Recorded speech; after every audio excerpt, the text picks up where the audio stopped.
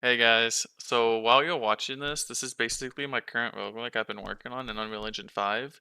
What I want to talk about here isn't just what's happening on screen, but why the enemies are spawning the way they are. I didn't want a system where it's like spawn 5 enemies, wait, spawn 10 enemies.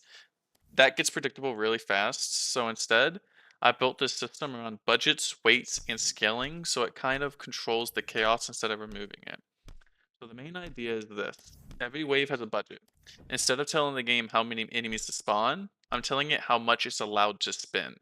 Each enemy has a cost. So like weaker enemies are cheap, stronger enemies cost more.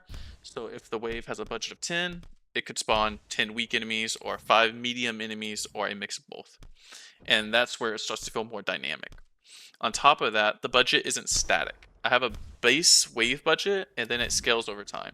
So as the run goes on, the system just naturally starts allowing stronger and more enemies without me hard coding anything. That's what you're kind of seeing in the gameplay. It just slowly ramps up instead of jumping.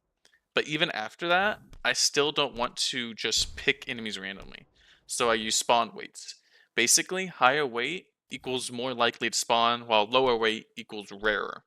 So even if multiple enemies fit the budget, the system leans towards certain ones. That gives me control without making it feel scripted. So when you see a mix like this on screen, it's not random, it's the system.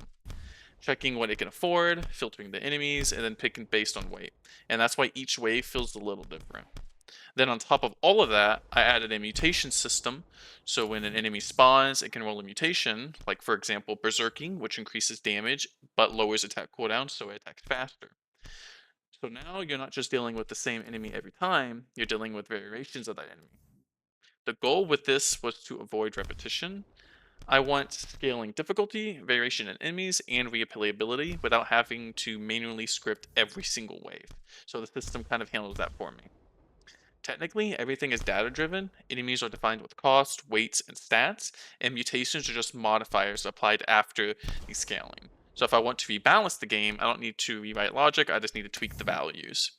Right now, this is still being expanded, especially with more enemy types and mutations, but the core system is in place. I'll probably go deeper into specific parts of this later, like mutations or AI behavior. If you're interested in more videos like this, please consider subscribing and liking the video. I'll be posting updates as development continues. I'll see you guys next time.